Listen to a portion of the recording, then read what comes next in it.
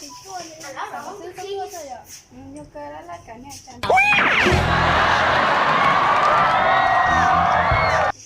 Mua sữa không nó thay đuôi cho là chặt đuôi gần đó.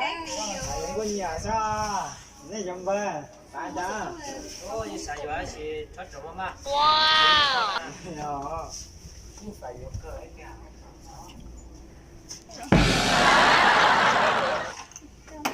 Cái gì mà đi thả rõ mà yêu thế yêu con gì à? Cho thế cần đấy. Oh no. Mà đi cái gì cần đấy cái gì ông nói yêu con gì thế yêu tiền nó cần bị nó áp ra. Nó bao cần đấy. Ê, tôi chỉ bỏ xí thua đi nè. Tôi xíu tôi gặp ba. Nào á, mở. Cái cả con. Cái là với nhau không đó. Nào không mà.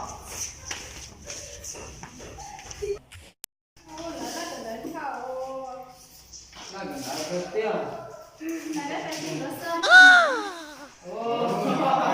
Nhìn nghe hả? Ta cần thảo nhưng mà ta mình đi nữa thôi, thế à? Thế thì một cái rồi hết đi này. Tức là dấu đó.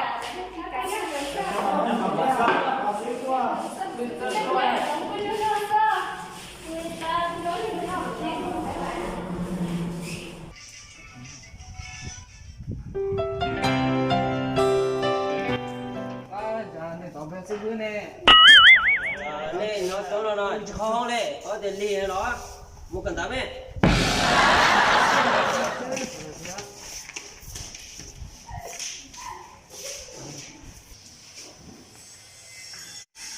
Đây là ba xin đưa tao. Nói Tôi cần sẽ cởi, sẽ đây rõ tao. Nha, lúc đó, giờ mà nói chê. Lúc nói ông Trăng. Ông Trăng. Mình chi nè.วันนี้นั่งเก้าอี้ Lúc chân đi. รู้จ้วนนี่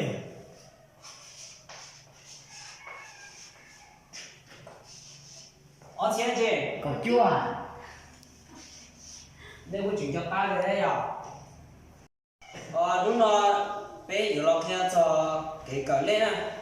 Bé cởi tờ, cái ý tôi muốn à. Okay, yeah.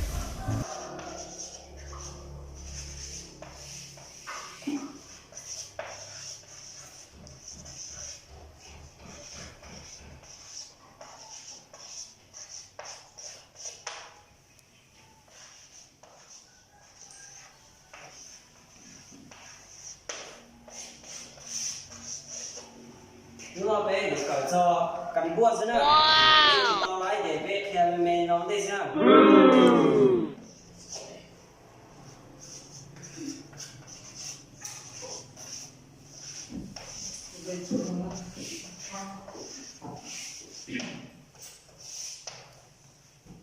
Sudah lah kendara. Cari. Kendara.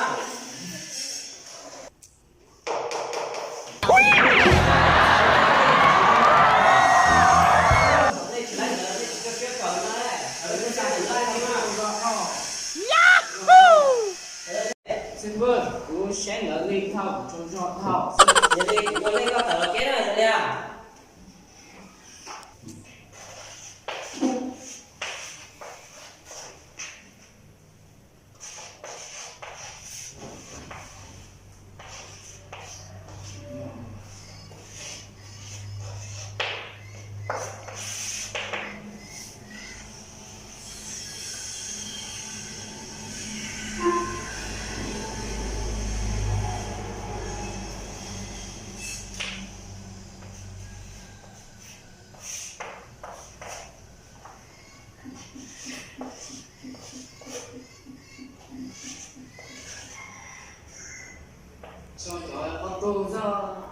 Tao bé tôi này thì kinh. Okay. Có đúng à?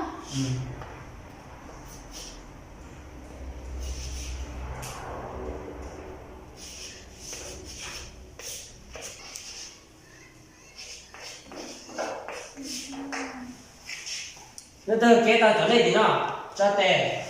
Giờ từ kế tao mua cái này đâu á? Nó hốt nè. Wow. Giờ từ chúng mua từ kế tao nó không nghe á.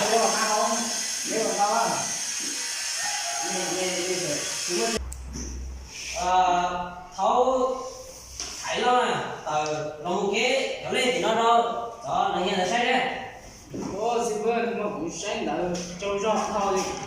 lái không? Khi tao là đó Ô sư mất khăn này đâu cái này gì đó. nó thì khi tao là nên để đây đó Phải ra.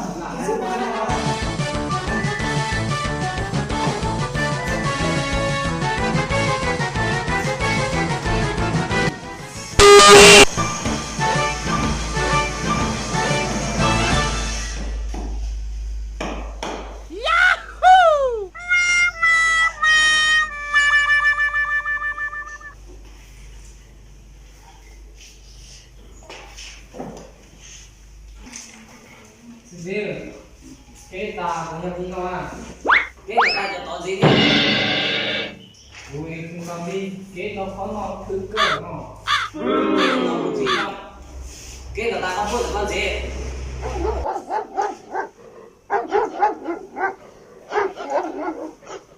Ôi giờ nó cái to là sao cơ? No.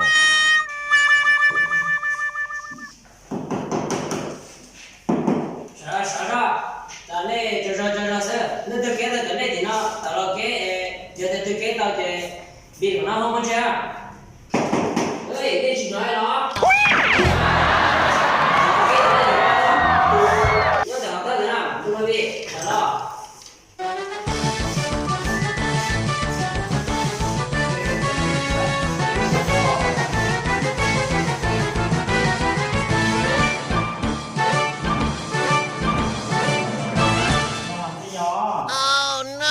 tự thế nào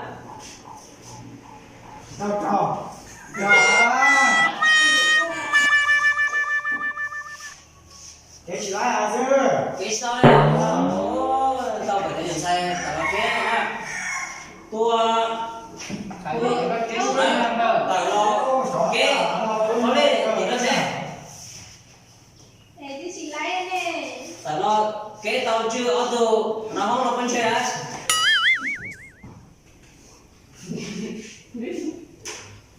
sợ đâu muốn à ô để tôi đấy là tao chỉ lấy đi tao chỉ lấy đi nói là có tao nữa này có tao kia có tao có tao này nữa để tao mà tao sau kia nè Hồ đâu đi. Cái của anh mà nhỏ. Cái cơ như vậy kia. Anh phải tận dụng chi ra.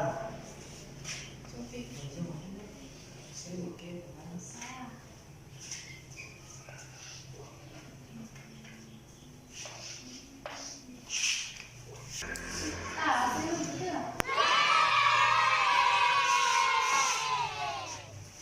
chào đó đấy lo rồi nó tôi nhận sai nó chưa lấy vấn đề đấy chỉ sai đấy có sông hơn đâu rồi mà nó nó Ô sư cứ chỉ cả luôn.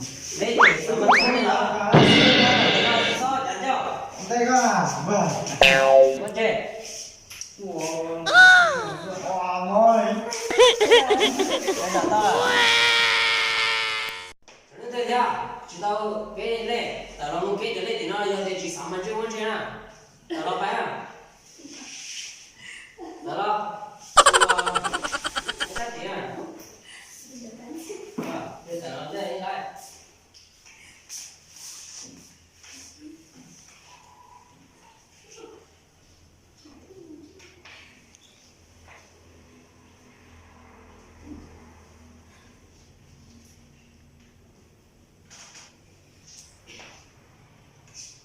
giờ thì cái chỉ cho thì trong chưa vấn đề nữa ở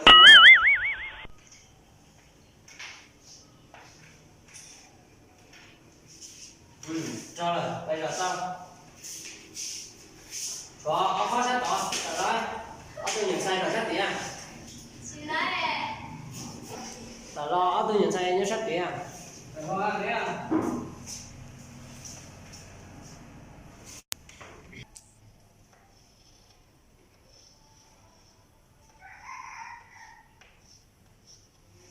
Sư phước đây nào tao trò.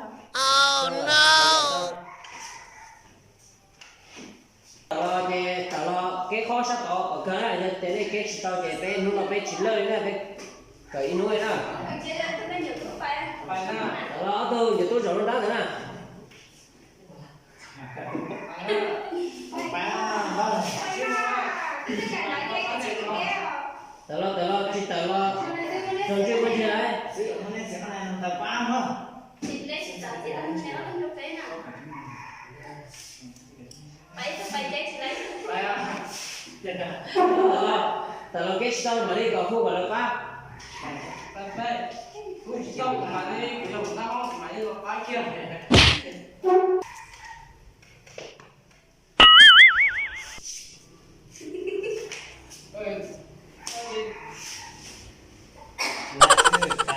cái dia cần tới tán nó đi lên được cái store chấm đến phua có thể dưới trái ôn lên lúc năng nó chi phí là được không Có sự tông nè.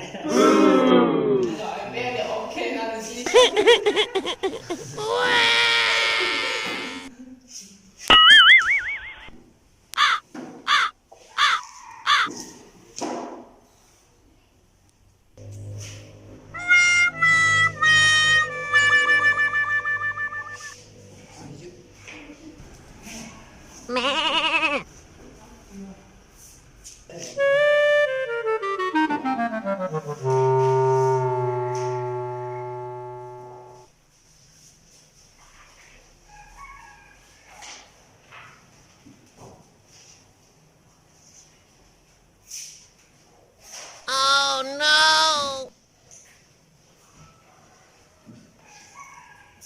Dạ sư. thôi giờ nên chuyển lên tới nên có store đó nên chưa kém trong những tên nên là có cái này nào nên là có cái này nào you chưa lên nào là nên nói sau tí tệ thế nào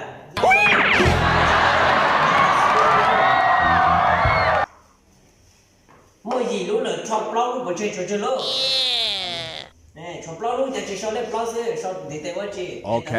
giờ gì lúc chọc lâu lúc chơi là chơi lại chơi ra giờ để cho nó gì lúc chọc lâu lúc chơi là chơi lâu Cái gì lúc?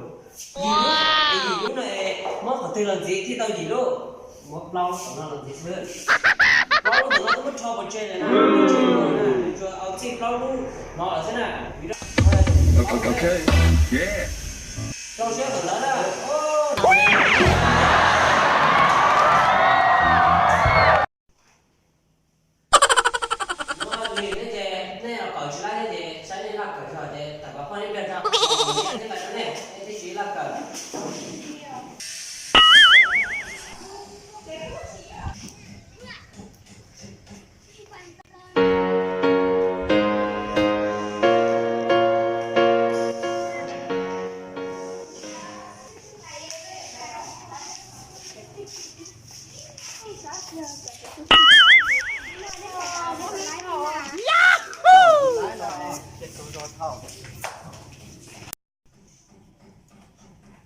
có nè chẳng nha Cô xíu nó cái không có. có tôi hả không à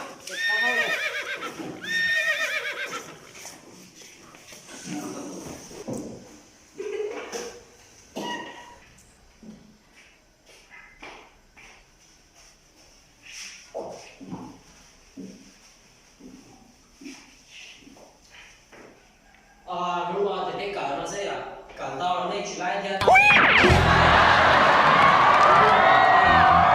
to đi về hai đống này chỉ ra một chế sau có số tông đi rồi oh no nên cỡ sẽ là nên cỡ nó sẽ mà nên cỡ to nữa nên chủ cho xe sai nữa giờ nên cỡ nó sẽ dễ chẳng thì cũng có theo nó nên chỉ có xe thì